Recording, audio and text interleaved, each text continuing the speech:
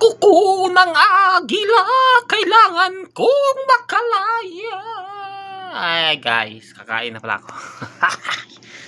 Kakain pala ako ng hapunan at ang aking pagkain. May kain. Nagluto pala ako ng ano guys, nilagang chikinene.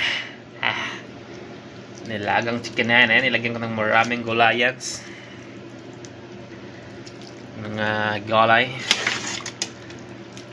Nilagyan ko ng patate. Nilagyan ko ng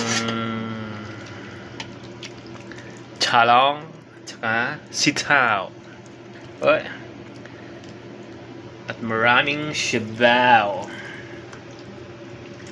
At dahil vlogger na tayo, kailangan bago tayo kumain, nag-makeup muna tayo para tayo pogi.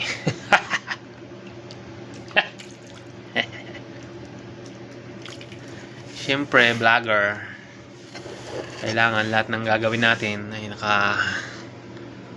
naka-video. At dahil wala man akong kasama sa kwarto guys, umalis naman sila at nagpumunta sila sa kamsa-kamsa. Kaya solo ko ngayon, pwede ako mag-ingay dito. Ay, kain pala ako.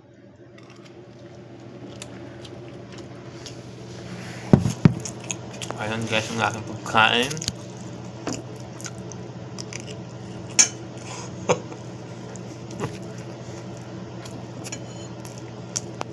Hindi pwedeng tangkalin guys ang ating ano. Hindi pwedeng wala tayong polvo, baka makilala niyo ako. Nahihiya ako, ayaw magpakilala. Para pag nakilala niyo ako sa labas, kahit sikat na ako, hindi ako makilala.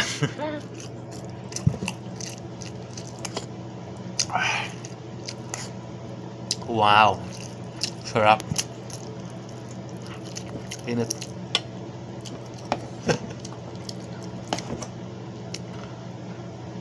Dito tayo kakain sa kaldero para tipid sa ugasin.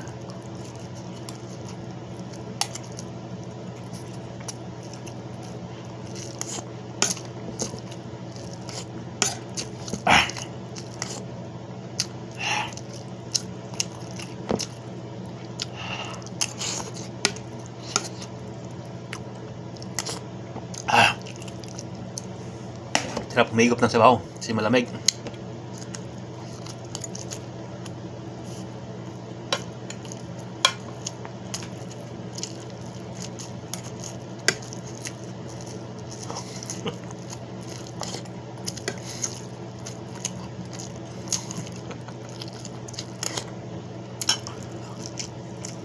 Ang haba naman ng hair ko. Ang haba naman ng hair ko guys.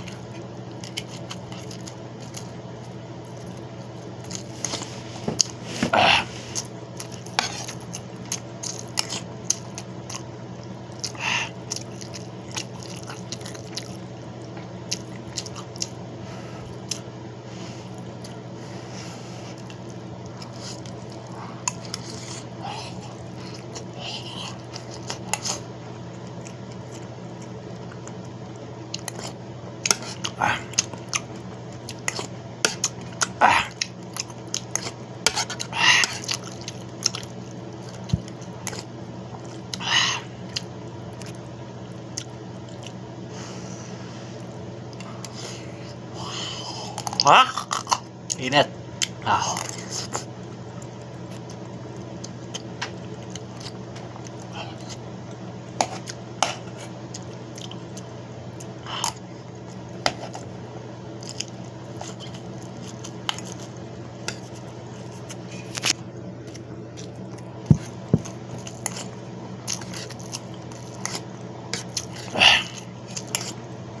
Mukhang hindi ko na kayang busin guys. Joke na. Kaya ko to. Kayang-kaya.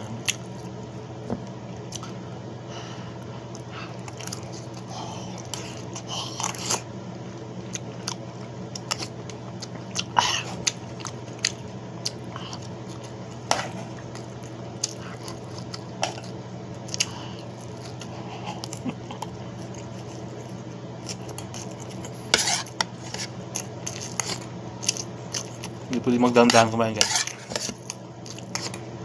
Madali tayo. Siguro pag natin ibang vlog, kailangan natin makapag-upload habang wala pa sila.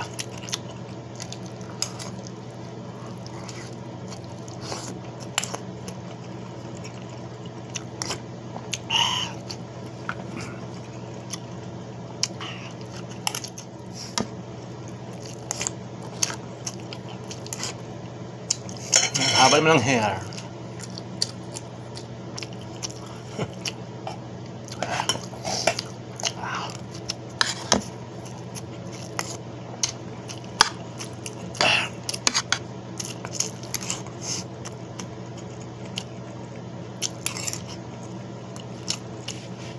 Ito yung mahirap sa OFW guys.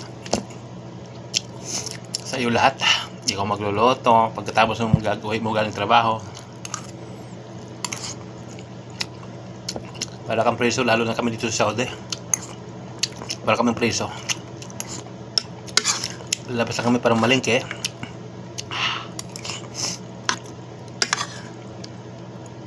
Papasok sa trabaho ng alas 8.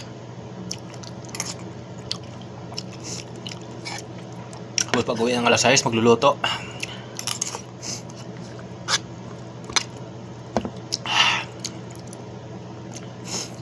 Hindi na ako pagpahinga ng ayos, luto.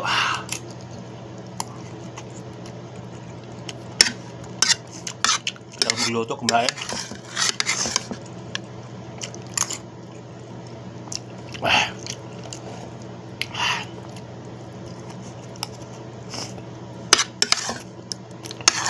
Tapos kumain, hugas na naman.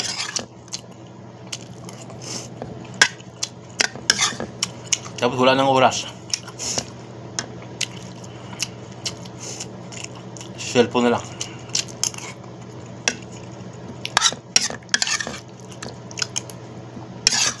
Ganyan lang ang routine na araw-araw guys ng Saudi. Maliban na lang kung may mga asawa sa Saudi. Yung iba ka na kahit may asawa naman sa Pilipinas, pagdating dito single sila sa Saudi.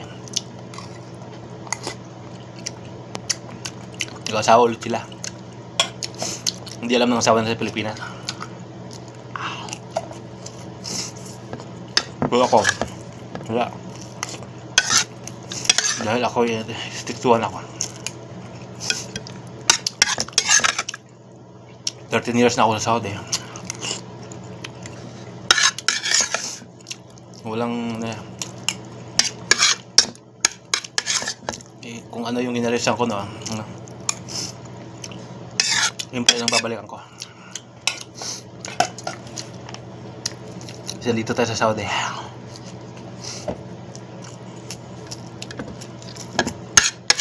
para magtrabaho. Dito sa Saudi para mabagyan natin ng magandang buhay ang ating pamilya. Hindi para maghanap ng ibang pamilya. Ha? Kaya kayo may mga asawa dyan sa Saudi, huwag kayo magpapiling-piling single.